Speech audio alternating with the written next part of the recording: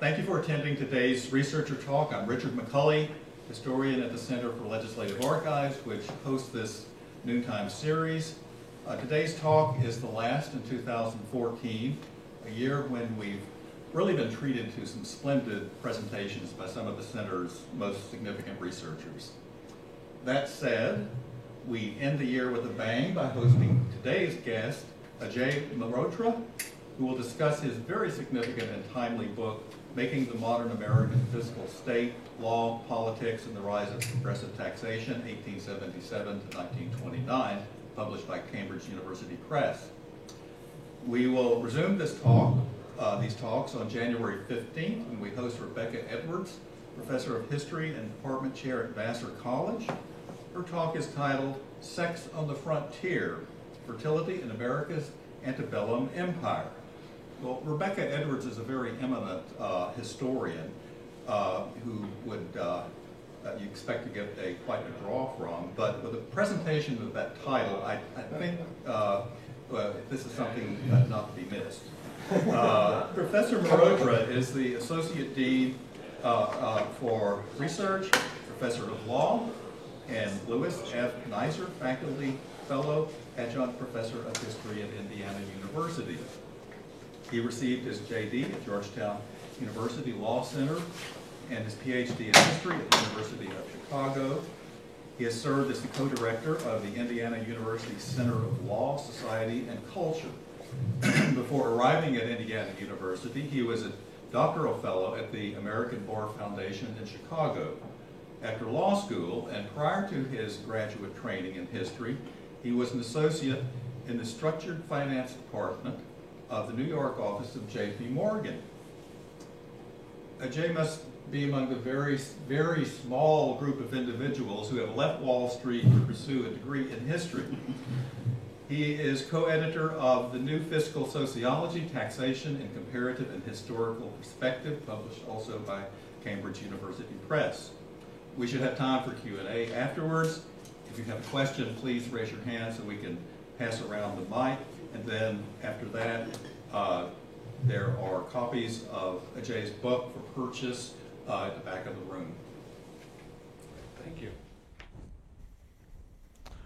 Well, thank you all for coming. So let me begin actually by saying thank you to Richard for inviting me to this. We met at the Policy History Conference last summer, where he was kind enough to come to one of the panels where I was presenting some recent research that is an outgrowth or an elaboration of some of the work from the book project. And we got to talking about how important the National Archives were to my project and my entire research agenda and many other people. There's a real revival in political history. Rebecca Edwards is certainly one of those pioneers, and I think you're going to have a great talk when she's here next week. And Richard was kind enough to invite me out here, and so thank you all for coming out here. And let me also take this moment to really thank the archives and archivists everywhere. I mean, historians cannot do what we do without the great work of the archivists and staff members of the place like National Archives and Library of Congress and other places. We know that. I know we try to make acknowledgments in our books for all the great archivists out there, but really it is the fodder for all of history, and it's the primary sources that you guys all put together that are very important to our profession. So I wanted to take a moment to thank you for that. So I thought I'd take about half hour, 40 minutes or so to go over the general outlines of the book. But before I did, I wanted to give you some background on how I became interested in writing about U.S. fiscal policy, particularly during this particular period.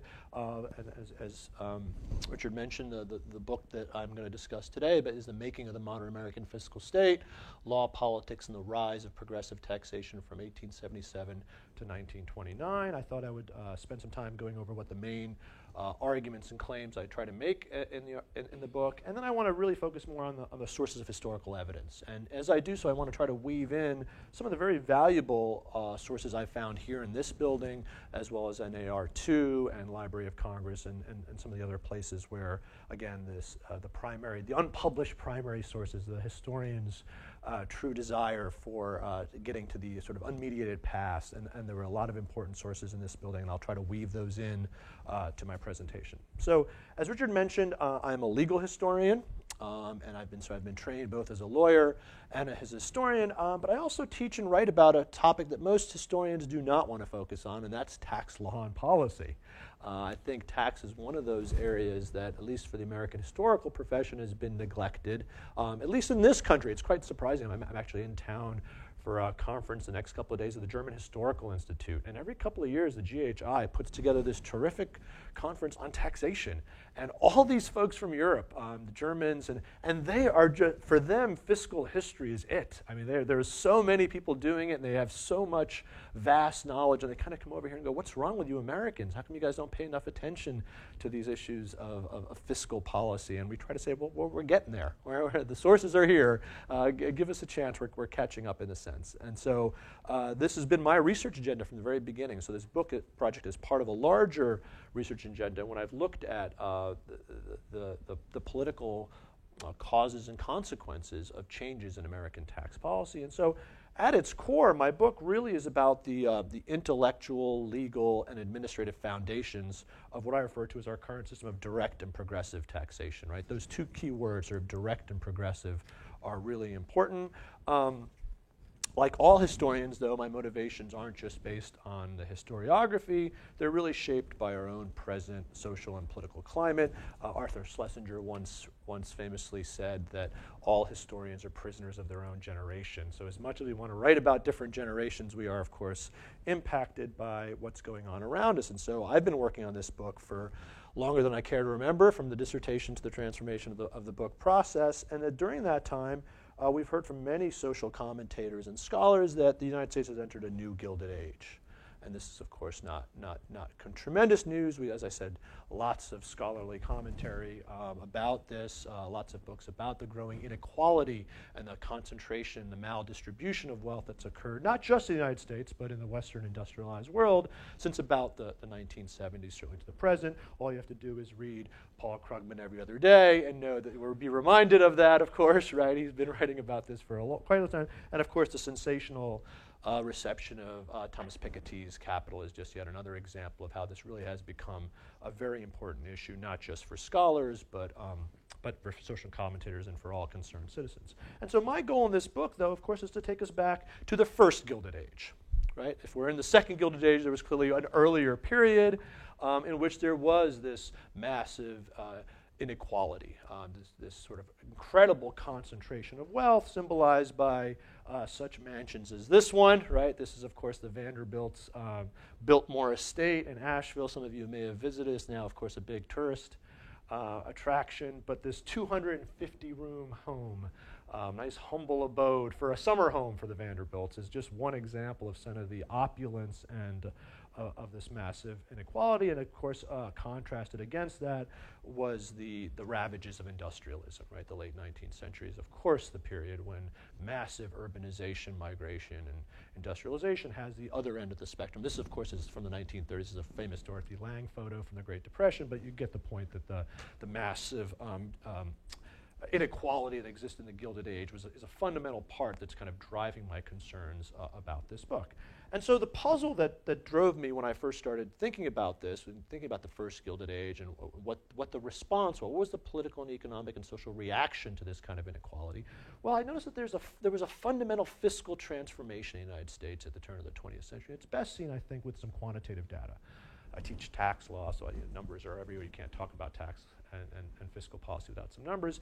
And you can see that there's this dramatic transformation from the late 19th century in the sources of revenue for the federal government. You see it's custom duties, it's indirect and ostensibly regressive taxes, right? The excise tax, consumption tax, what we call today consumption taxes, that fuel about 90% of government revenue in 1880. And then if you scan up, I don't know if is this going to clicker here, but if you go to 1930s, you see the income tax takes up almost 60%, 66 by 1920 as a legacy of World War I, of course. So this is a fundamental transformation in the way our federal government finances itself. And so this was the real puzzle. Well, how did we make this shift? How did we go from this indirect and highly regressive system of consumption taxes to a more direct system. The income tax is a direct tax, as we would say, and as referring to the base, and its graduated rates. Not dramatically graduated as we would expect, although during World War I there is quite a spike in which the top rate does go up to 77%. How did this shift occur? What was the driver behind it? And part of it, of course, is geopolitical. So this another version of this fundamental change you can see is the yellow is the income tax. You can see World War I is the pivot upon which this transformation occurs. And I have a separate chapter on World War I, and World War I plays a very crucial role. But much of the historiography and much of the historical social science literature gives a lot of emphasis to war. War and state building go hand in hand, and tax is sort of the handmaiden that gets us there, except that the chronology doesn't quite work for the US because our income tax is well before World War I. Right? It's 1913, before the war even starts, in which we have the 16th Amendment and then the first set of federal income tax laws.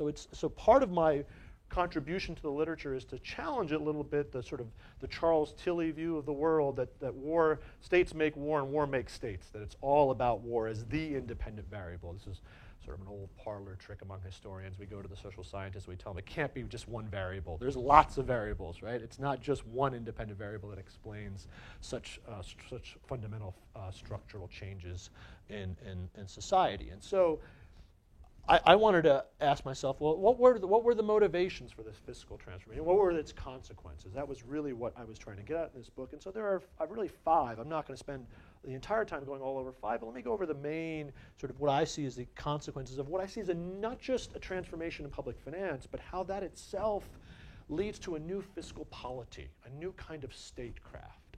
And it's driven by and contained within sort of 5 different elements. One, of course, is this desire to reallocate the fiscal burden. So moving it away from regressive consumption taxes towards a direct progressive is really about reallocating the burden of how you finance what at this time is the emergence, a burgeoning modern regulatory, administrative, social welfare state. The roots are all there in this progressive era period, and the question becomes, how are you going to finance it, and are we going to do it in a more equitable and effective manner? And this is not all that new. So the literature has talked about how the rise of a income tax and a graduated direct tax has had this effect. But what's been underestimated, I think, is how this also has had a sort of social or cultural implication. And so I argue in the book, the second element of this new fiscal policy is how it created this new sense of civic identity and national, what we refer to as fiscal citizenship. And that's not a term that I've coined, but it's a very important term to my book, and it's become more popular in tax reform debates. The tax lawyer by the name of Larry Zelenak, who has a new book out called Learning to Love Form 1040, in which he advocates for the maintenance of a return-based income tax system. And part of it is this notion of fiscal citizenship, that the actual process of paying taxes actually engages citizens with the state in a positive kind of way, or at least it potentially can be. And so certainly in my period, that's certainly one of the drivers of this move away from a hidden sort of regressive consumption taxes to a more direct, visible, transparent kind of tax system. And so that's a really important part of the book. And then also third, I am at heart a legal and political historian, and I think when one thinks about the turn of the 20th century in American political historiography, at least, this is the time when we see a transformation away from what's known as the party period, the period when things like the tariff are the defining issues that separate Republicans and Democrats, to the move to what's known as more I don't know if there's an exact term, but the post-party period is certainly one in which special interests rise, and there is a more fractured sense of politics and how lawmaking occurs. And of course, fiscal policy is at the center of that, the move away from the tariff and customs and excise taxes to an income tax is part of this shift and this alteration in political arrangements. And so those are the sort of 3 main elements. The other 2 that I don't sort of tease out in the book, but that I allude to that are more consequences. The fourth is really how at the end of the day the income tax becomes a fiscal workhorse. It doesn't happen in my period. It's really World War II when we move from a class tax to a mass tax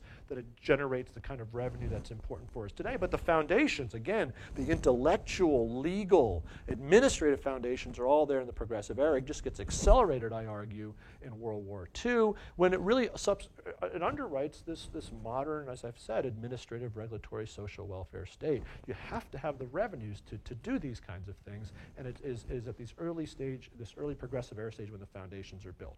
And then the fifth, which is a little more provocative perhaps, or a little more presentist, and so my historian friends always push me a little bit on this, but I try to make the argument that the foundations there's also a paradox or an unintended consequence that comes from this kind of move towards direct and progressive taxations and away from consumption tax. And that is, I argue, it kind of exacerbates what I describe as a fiscal myopia that Americans might have. And this comes from some of my comparative historical work I've done looking at, for example, the value-added tax in Europe, for example, right? If one looks at OECD data today, it I think shows us two things. One, that there's a myth that there's an undertaxed American, right? I mean, that we're overtaxed, pardon me, right? If you look at, we don't pay as much as other OECD, but it's not as if we're overtaxed in that sense. But more importantly, what's missing is almost all modern industrial countries have some kind of consumption tax in the form of something like a value-added tax. The conspicuous absence of a value-added tax in the United States is really kind of, at least from a presentist tax law policy perspective, is really sort of jarring. And so in some ways, the presentist punch that I'm trying to make with this book is to not to explain why, that would take another book all by itself, but at least is to gesture that this fixation on a progressive income tax may have foreclosed the opportunity for other kinds of taxes, possibly the movement to a VAT. And so in some ways, no VAT in the United States, the question of why no VAT in the United States is sort of a little bit like Werner Sombert's question of why no socialism in America, right? I think the two kind of go hand in hand. And so I'll talk a little bit at the end about my current research, and so I think I'm going a little bit more in that direction. But at least one of the consequences I see is how this foundational period really kind of narrowed the imagination and vision of tax reformers when they thought about the income tax versus consumption taxes and what was possible. And I'll be happy to talk about this more in the Q&A. As I said, I don't think I can prove this point, but I think there is evidence to suggest that this foundational period had this unintended or paradoxical consequence. So let me get to the first three claims, because they really are the most important. The first, of course, is this notion about shifting the tax burden, right? And so what we saw here was this move, again, away from regressive tariffs associated with the tariff and excise taxes on alcohol and tobacco, to really taxing individual income, business profits, and wealth transfers, intergenerational wealth transfer, direct taxes. So it's about shifting the base. That was certainly clearly part of it. And that meant targeting wealthy individuals and corporations in the Northeast. So there's clearly a sectional story to this. And this has been told again by others, so I am sort of weaving and synthesizing some of the historiography that exists. But one thing I really focus on is this notion of ability to pay. And so these three words, these really curt words at this time become very powerful tools. And this is where my book is more kind of a combination of intellectual and political history. I look at the reformers who initially are populist farmers in some sense, up from to intellectuals. So some of the key protagonists in my book are political economists. Well, we today would call economists, but back then themselves called political economists. I think the distinction is very important. They were thinking about the economy in a much more broader way than economists think of today. And it was these political economists led by people like Edwin Seligman, who was probably the leading tax theorist of his time at Columbia University, political economist, Richard Ely, the labor activist from the University of Wisconsin, Henry Carter Adams at the University of Michigan. These are what I argue are the pioneers of American public finance, at least theoretical pioneers. And they push this, they're all German trained, and so there's a transatlantic story to be told as well that I use in my book. And they focus on this notion of ability to pay, that our tax system should have as its fundamental cornerstone the notion that those who earn more have a duty, have a social obligation to contribute more, not just proportionally more, but progressively more. And so this is the notion of graduated rates fits into this idea and is driven by this concept of ability to pay. And of course, it's no coincidence that these economists are writing at a time when things like marginal utility analysis is taking over the United States, coming again from a transatlantic story from Europe, but it's people like Seligman's colleague at Columbia, John Bates Clark, who are talking about notions of marginal utility and how the last dollar to the Vanderbilts means a lot less than the last dollar to the local New York laborer. And so this very important phrase, ability to pay, I trace this language from the political economists, their writings and their treatises. And again, this is a time when these political economists are progressive reformers too. They're not just writing for a specialized audience of intellectuals. They're actually trying to write for broad audience. So Edwin Seligman writes just as many articles in the North American Review as he does in the Journal of Political Economy. And he's really trying to reach a broader audience. And what I argue they're doing is they're harnessing a social response, or social reaction against the existing ancien regime of regressive indirect taxes. And they're using this language of ability to pay not just as an intellectual tool, but as a political tool, as a way to galvanize a movement. And so their ideas are picked up by politicians. And so this is where the lawmakers come in. And this is where the National Archives story has been very important to me, to trace how this language of ability to pay moves from the halls of academic seminars and journals and popular magazines to what lawmakers are saying actually in the halls of Congress. And so this is clearly one of the main points about this. And the other thing that Seligman and others are pushing is that they're not trying to radically redistribute wealth. Okay? That's never been the goal of sort of shifting the tax burden, right? And I think we sometimes forget what the origins of our tax system are about. In some ways, our historiography, is, at least what's the current existing historiography, I'm thinking here of the work of the legal historian Morton Horowitz, as well as the political and economic historian Robert Stanley, who's also written about the rise of the income tax. It's this view that, that this was a lost opportunity. That this was co-opted. The income tax movement was really co-opted by conservatives who really averted what could have been we could have been Scandinavia, is sort of the premise, right? We could have had this really a radical change in this progressive era, and we missed out. And so it's really this kind of conservative ploy to just kind of silent the masses. We'll have this token income tax. Is sort of the argument that Horowitz and others have made. And I think that's just wrong, because if you take a look at the primary sources, yes, there were some people, so it's not completely wrong. There were some people. Nelson Aldrich is the very famous conservative Republican from Rhode Island who actually says that he's going to agree for the income tax to stop the socialists. I mean, that's a claim he makes quite explicitly. So there is some evidence of that, but that's not what's going on elsewhere, and he's not the only lawmaker who has influence on this. And so I think we lose sight of this in the historiography by thinking that our income tax was really meant to radically redistribute wealth. And it's not just the historiography. I think in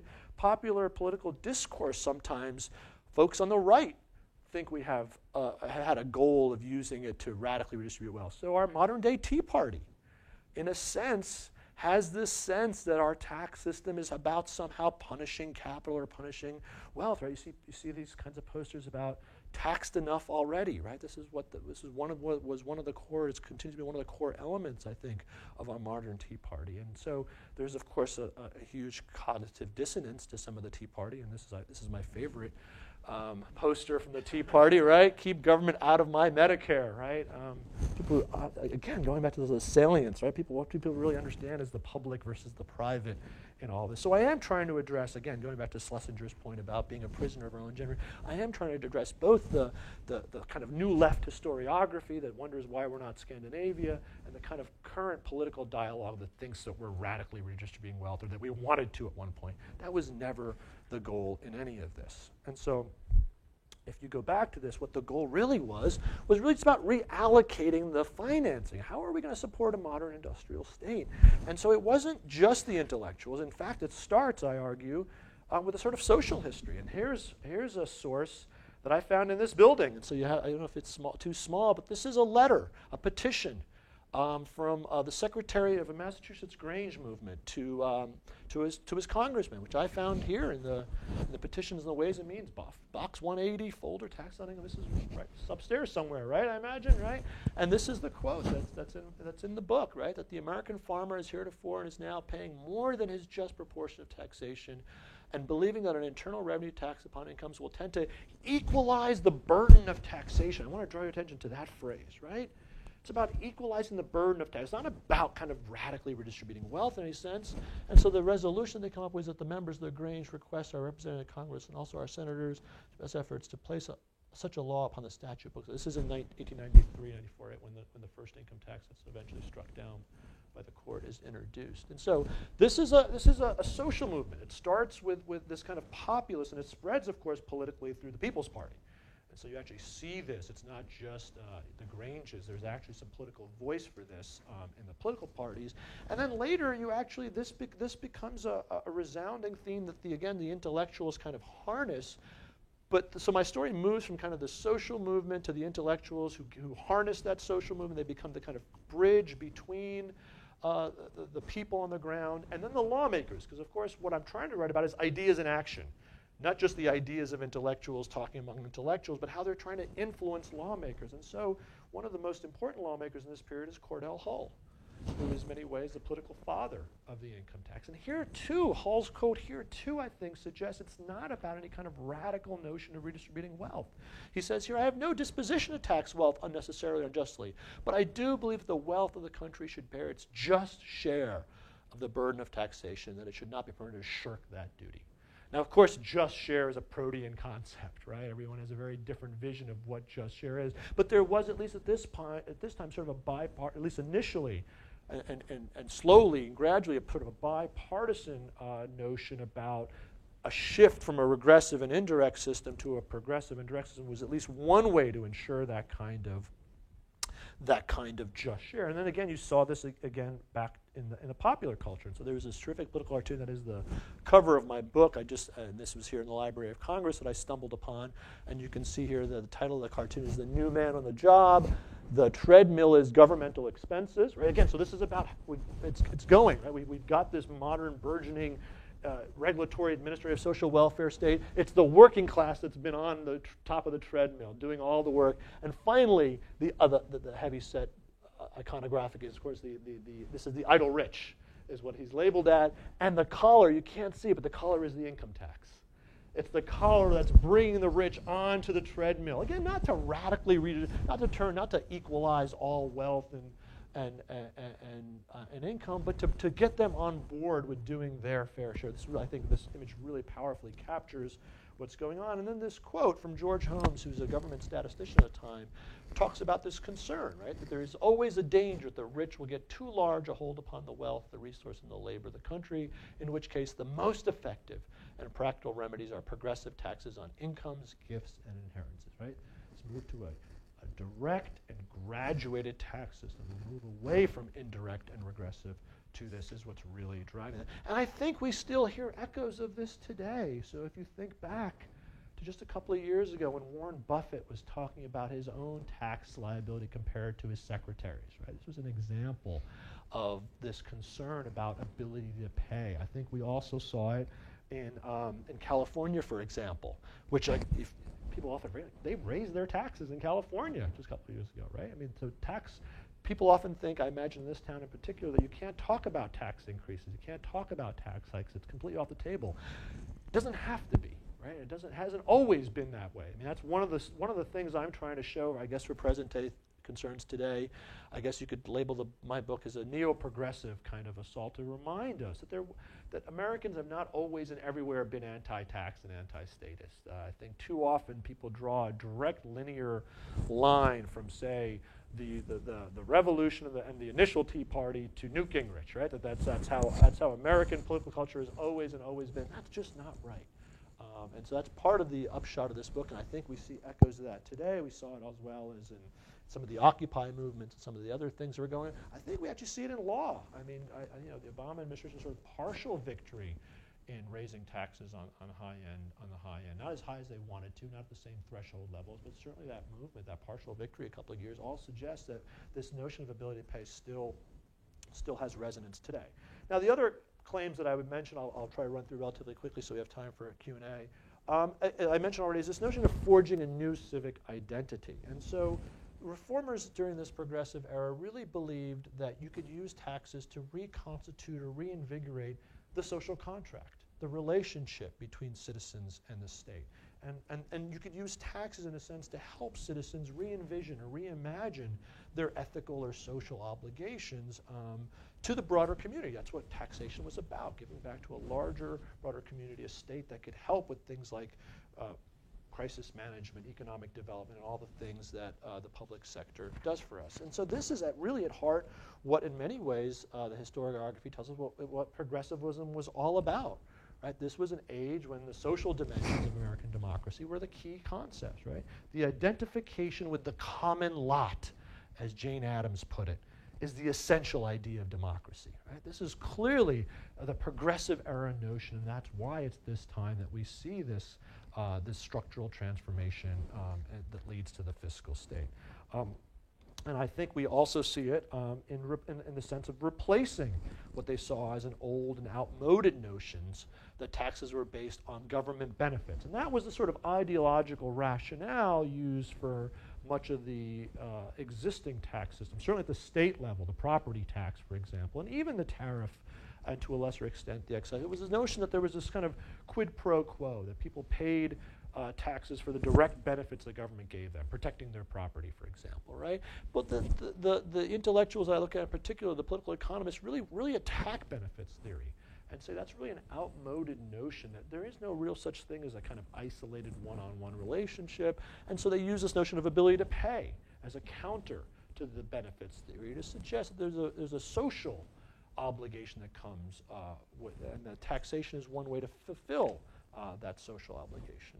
And then the third thing that I try to stress in the book is how this movement to an income tax or direct taxes, it's not just income, it's also corporate profits taxes, and as well as wealth transfer. The estate tax, of course, also has its origins in this time period. It also transforms politics, or political arrangements, institutions, of course, right? We get new tax law policies and regulations that are very different from a tariff.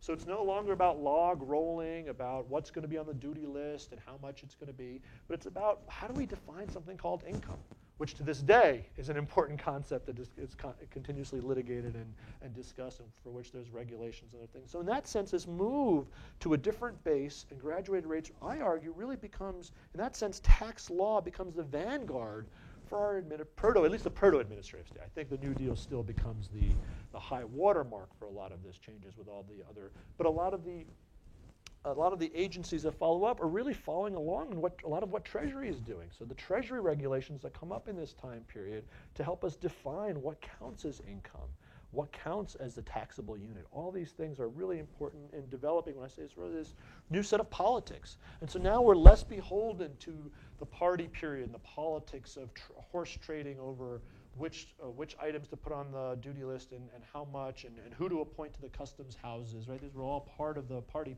period. And now it's about bureaucratic experts. And so I have a separate chapter on the critical role that Treasury lawyers play during World War I in particular in building the administrative infrastructure of this fiscal polity that then spills over into other aspects of the modern state.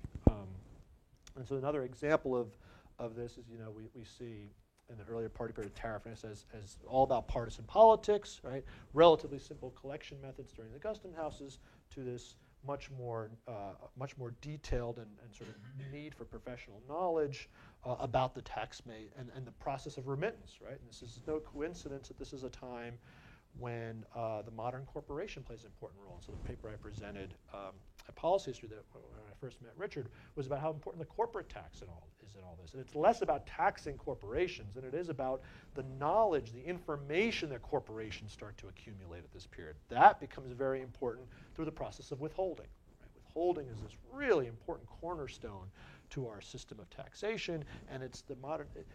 Richard Byrd, who's a well-known public finance economist, has this terrific line. He says that if the custom house was the locus of tax power in the 19th century, the tariff, it's the modern corporation that's become our custom house of today, because it's the information that corporations contain that allows us to do all the kind of third-party reporting through withholding other things that leads to this kind of change in political arrangements. Now I've used up a lot of my time. I want to conclude, though, just a couple of quick slides on the importance of sort of constitutional law in all this, because the 16th Amendment is what allows for the creation of income tax it's a sort of response to the Pollock case, which strikes down that 1894 income tax that I marked. And it was, again, here that I found some terrific information. So there's this really important role that the New York Senator Elihu Root played in actually drafting. And so Richard and I were talking earlier about how important it is to demonstrate to grad students and junior scholars about what the archives can tell you. I spent several weeks here looking through a lot of the papers, and I stumbled upon in Record Group 56, so this is up in NAR2 up in College Park, this sort of back and forth between Root and the Treasury Department about how to actually write the actual language of the 16th Amendment. It's hard for you to see here, but this is Root's handiwork. I mean, he's a very clever Wall Street lawyer who's really thinking carefully about how the language of the resolution needs to be worded in this particular way. And so there's like 7 or 8 drafts that go back and forth about how exactly are we going to have things like from whatever source derived, right? That very key word that's not only part of the 16th Amendment, that becomes part of our income tax law. I mean, you can't get that from the published sources, right? And this is why the archives are so important. I probably don't make enough of it in my book, and sort of some of my next project. I'm thinking about toying with another book, a second book on the Pollock decision. There is no, I mean, at least not since Twiss, I think, that we have had a book that really takes a closer look at the income tax, Supreme Court income tax case, the Pollock decision and the rise of the 16th Amendment. It plays an important part in my role, and I do have 2 chapters to it, but I'm thinking about going in that direction to talk a little bit more about how important that constitutional amendment really has been. And so let me conclude now with just sort of present-day implications. When I give this talk, especially to an audience not familiar with archives or scholarship, they kind of go, what are you talking about? That period is gone, right? Civic identity, ability to pay, really, no one really believes that. And I have to concede times have changed. There's no doubt about that. But, I mean, I would also stick that even today's revolt against taxation, even the Tea Party, right, share this very important link with this roots of our modern fiscal policy. They're responding, right? That has set the agenda. The progressive period, the New Deal elaboration of it really continues to set the political and I would argue intellectual agenda of our modern fiscal polity. So in that sense, this really long history that I'm talking about, this long history about the making of the modern state, I think continues to press upon the thinking of today. So let me end there. Thank you very much for your attention. I'm happy to take questions. Thank you again.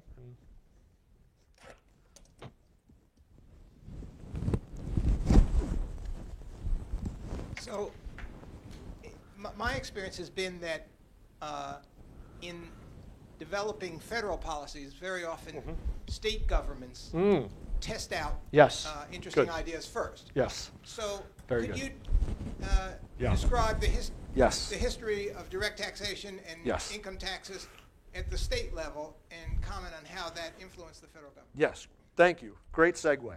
Wisconsin is the answer in some ways, the short answer. During the Progressive era, Wisconsin is really the incubator, right? To use Brandeis's term, right? The laboratory of democracy. It's one of those states. And it's there in 1911 where we see the first state-level income tax.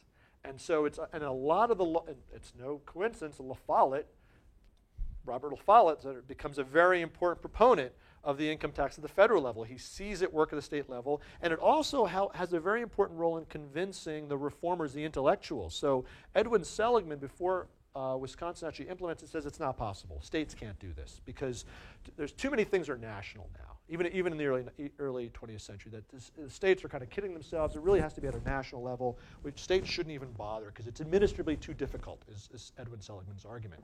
And Richard Ely, who's in Wisconsin, doubts him. And I have an entire chapter, in fact, on what's going on at the subnational level. And it's Wisconsin that becomes a leader. There's other states that do other things on administration and other things, but on the actual development and effective implementation of income tax, it's Wisconsin that becomes the bellwether, not just for other states, but for the national government. And one of the important innovations they have is this third-party reporting. So they have this very crude form of withholding, where it's not the modern-day notion of withholding, but it's reporting. It's requiring banks and other financial institutions that are paying interest and dividends and things of that sort to actually report what they're paying and to whom. And so that becomes a very important administrative innovation that the federal level picks up on as well. So there is very much a story about both states experimenting with things. Ohio does some very interesting things administratively, so does Indiana.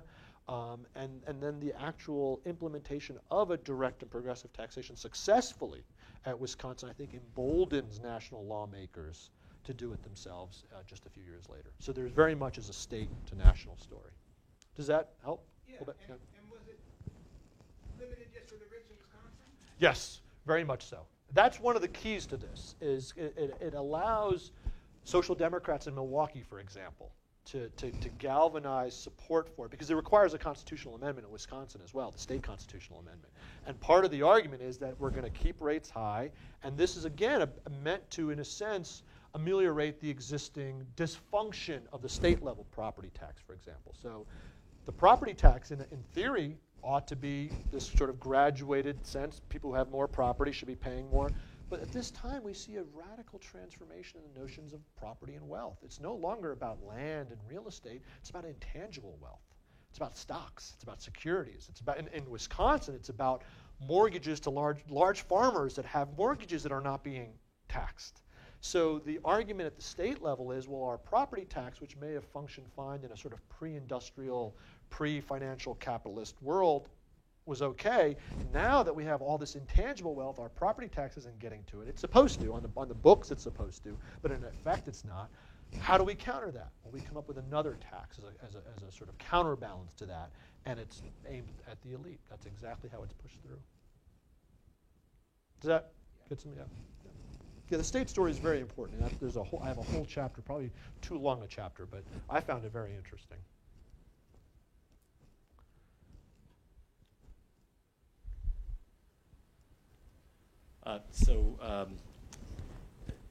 Your talk focused really on taxing side and not so much on the spending side. And you made one point you made early on was that developments in your period maybe exacerbated fiscal myopia. And so I began wondering, well, what was happening on the spending side during your period? And in particular, I guess a couple questions. Number one, just empirically, to what extent was government spending growing, and what was government spending its money on, and did that change during your period? And then two, and this I guess is motivated from sort of observations about our current politics. I think now there's a great disjoint in discussions about taxing and discussions about spending. And so I wondered whether the protagonists in your book, and maybe other policymakers at the time, were sort of similarly segmenting those discussions, or were they talking about sort of taxing and spending together? Yeah. So that really gets at this point about fiscal myopia that I didn't get a chance to elaborate on, but it's in fact, I try to suggest, one of the arguments I make is it's during this period that we actually see that segmentation occurring much more explicitly.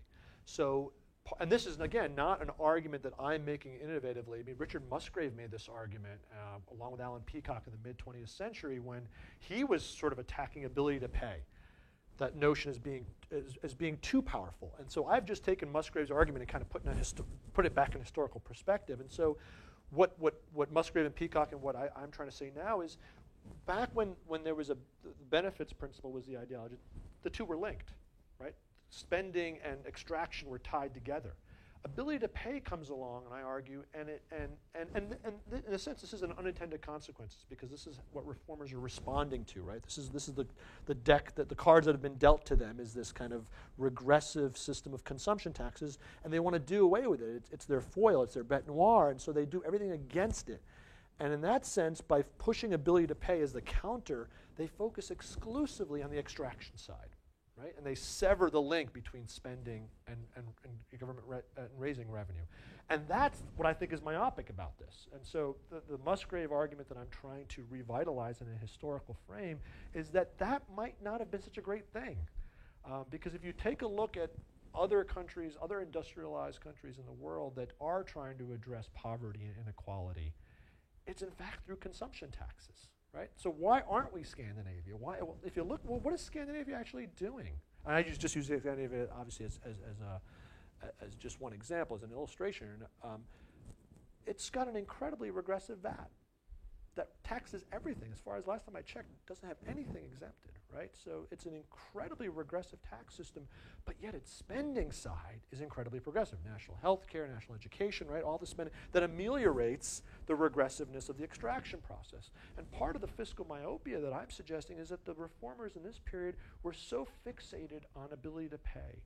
We're so obsessed with trying to focus only on the extraction side, they severed that link between spending and revenue extraction. And that's been and I think there's a legacy. And I don't want to make too much of this. It's not purely an intellectual story. This actually picks up upon Sven Steinmo's argument in his classic work on comparative taxation and democracy. And his argument is about political institutions, right? That Scandinavia's got a parliamentary system, and so it's more possible. The U.S. has all these veto points, and so the U.S. was never going to do it.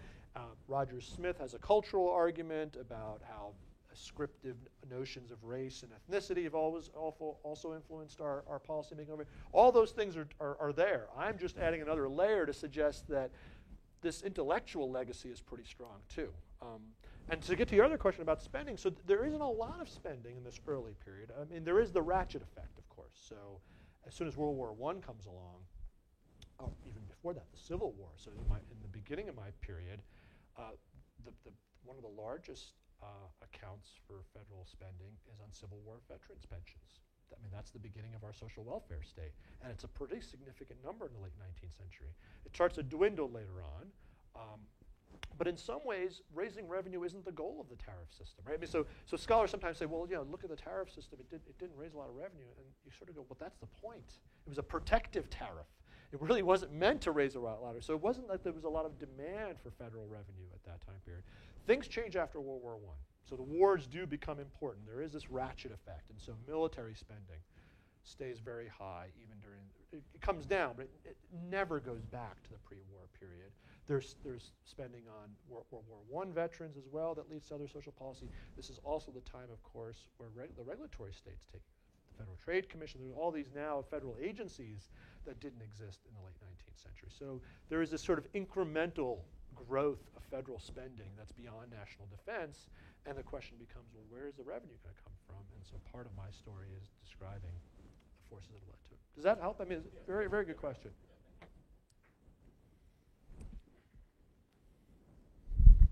I have a question about what you think of funding our transportation infrastructure. Our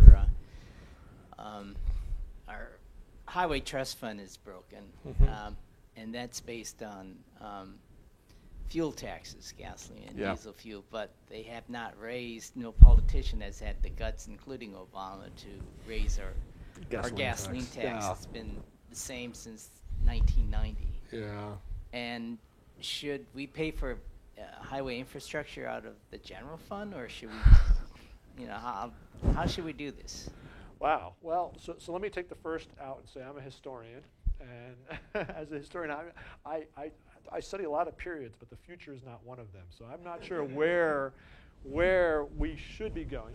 But at other times, so if we take history as an analog, at other times when we've had these earmarked kind of taxes and they've been insufficient, the response when the response in the past has been to increase them in some cases. But you're right, in today's political environment, that seems unlikely.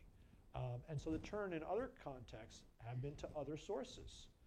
So maybe part of discretionary spending ought to be going more towards transportation infrastructure. I mean, there is talk of it occasionally, right? I mean, President Obama does talk about our dysfunctional infrastructure and how we need to do more about it. He doesn't, it's mostly just rhetoric. So I agree with your point that in the current environment, we don't seem to be spending money in that sense. But if history is any guide, there becomes a crisis moment. And I'm not sure what that crisis, again, the future I don't know, but. We did have a crisis in August when they predicted the highway trust fund would be in the red, and so they took money from the general fund to put it in the highway trust fund. But that was a budgetary crisis, right? I mean the crisis that usually galvanizes the kind of reform we're talking about is more far-reaching than that, right? So when there's a next bridge catastrophe or something like that and human lives are taken, that might be the moment, right? I mean, that's the other thing that fiscal history teaches us, is that there are these moments, these opportunities, these kind of windows for reform, and that might be the time when progressive reformers who want to either increase the gasoline tax or find other funds for it might be able to use that, right? I mean, what was the Rahm Emanuel line? It's a shame to waste a crisis or something like that, right? I mean, there's a lot of historical truth to that.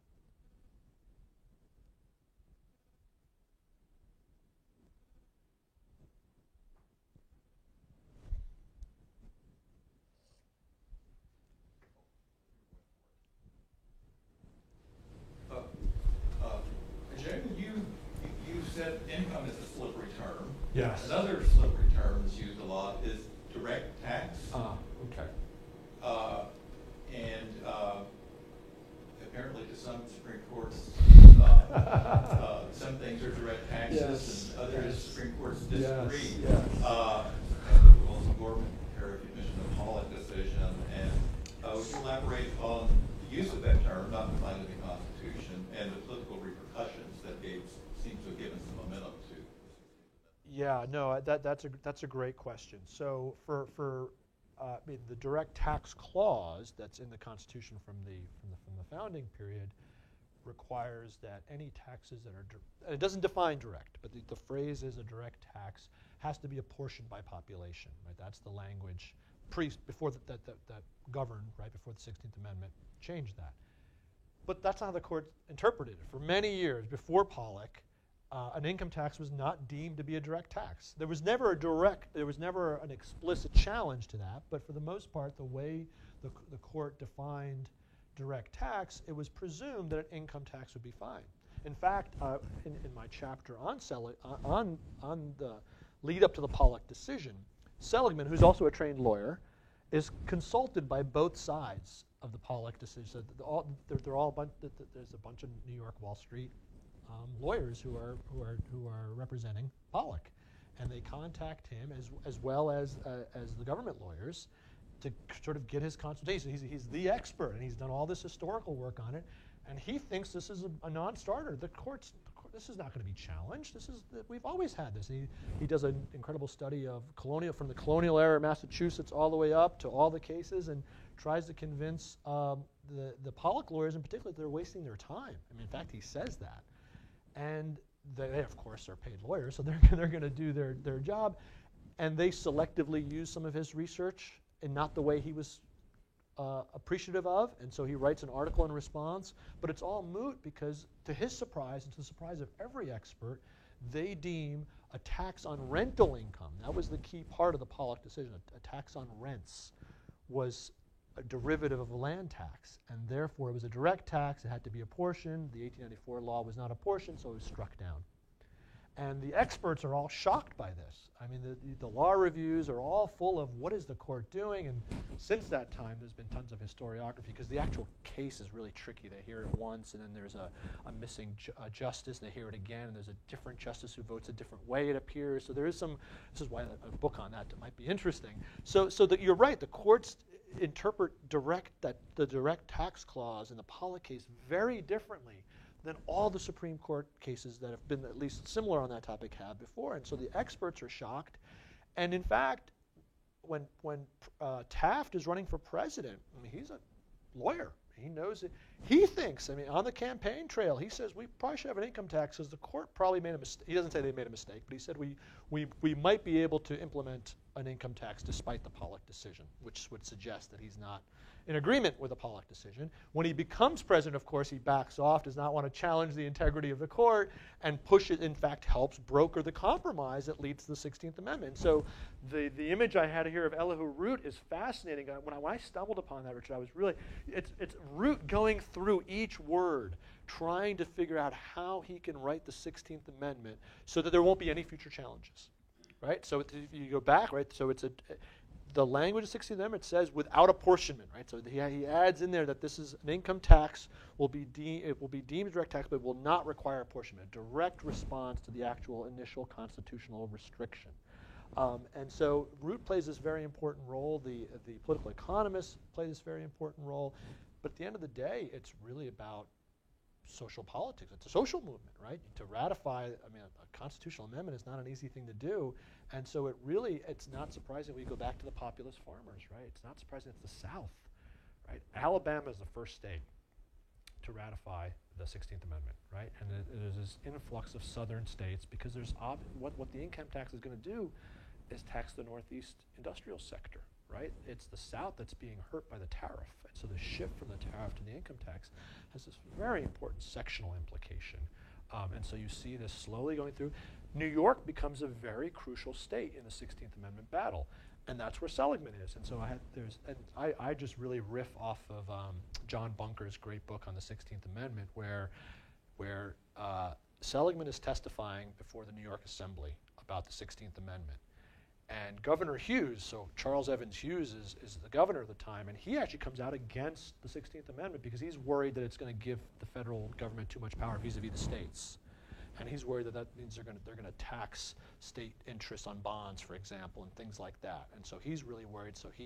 And Seligman comes out and says, and Charles Evans Hughes is a classmate of his at Columbia. They go to law school together, and so they're friends. And he has this terrific presentation before the New York Assembly where he says Governor Hughes doesn't understand the economics of taxation. If he was a student of mine, I would have flunked him dead, is what he says, because that's not what's going to happen. The equity of the capital markets will sort out. This is what happens today. It's what we call an implicit tax, right? In the tax world, the markets will sort out what if there's an exemption for certain kinds of rates and others. And so Governor Hughes is going down the wrong path. And I'm not saying that Seligman's testimony was the linchpin, but New York. That's where 80% of the income tax comes from New York, Pennsylvania, and Massachusetts when it's implemented. So New York is one of the states you would expect to resist, but it in fact goes along with the 16th Amendment as well. Does that help? I don't know if I was sort of a roundabout response to your question, Richard, but gives you some flavor. Yes, it does. Okay, great. More questions? Well, if AJ has not given us a really example of why we should purchase this book, I don't know. It was a great discussion of clarity on what can be an intimidating and frightful topic. So thank you so much for a wonderful presentation. Thank you. Thank you all for coming. Yeah.